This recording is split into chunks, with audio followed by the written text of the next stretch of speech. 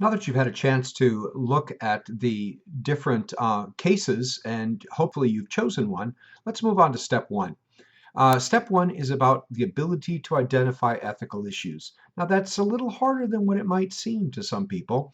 An ethical issue is a should or is it right question. Now, it's different from some other things. For example, we could talk about the ethical issue regarding schools and high schools. Should merit pay be given to teachers who are particularly effective at teaching? It's a good ethical question. Should we do it? Well, then we get all sorts of other questions. What teachers are most effective? What characteristics would help us to measure whether or not a teacher is effective? How would merit pay affect teachers who don't get the merit pay? Who is likely to get? Now, do you notice that all of those questions I've just said are actually research questions? Those are things that need to be researched. And those are all good, but we're going to get to those when we get to step two. For right now, we want to just identify what are the ethical questions. Should uh, should blank or thus or so, or is it right that thus or so?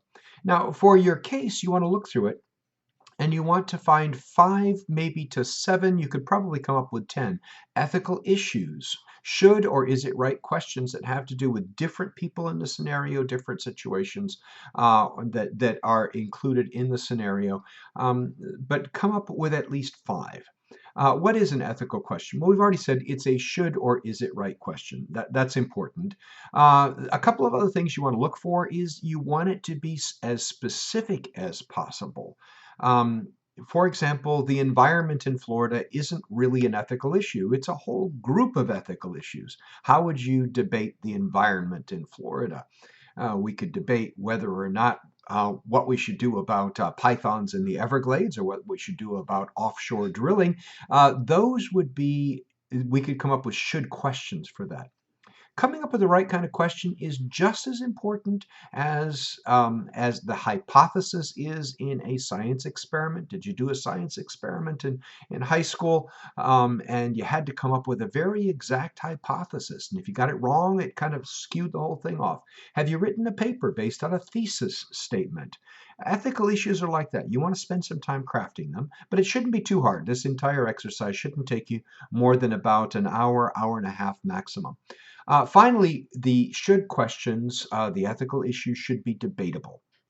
And that means you want to have something that actually has two sides, that isn't just widely accepted by everyone. For example, cannibalism in the United States isn't really an ethical issue. There isn't anyone calling for the possibility of legalization of cannibalism. Um, uh, th- there are a lot of things around us that fortunately are not ethical issues. It's the ones that really are debated that become interesting for our research and for our reflection, and are the ones that we really need to, as a society, look into. When you get done with your list of ethical questions, and these can be bullets, it doesn't have to be paragraphs, but when you're done with your ethical issues, and again, make them, is it right or should, not what or how, those are all good questions, but they're not the ethical questions. When you're done with them, then pick one or two of the ones you think are most important and tell me why you think those are the most important in maybe another paragraph or two. And then you're done with step one. At this point, for the rest of the critical thinking project, you want to go back to that question at the bottom of your case that says, "What should so and so do?" And you want to be able to follow that. Hopefully, this will make sense, and I look forward to looking at your ethical issues. Thank you.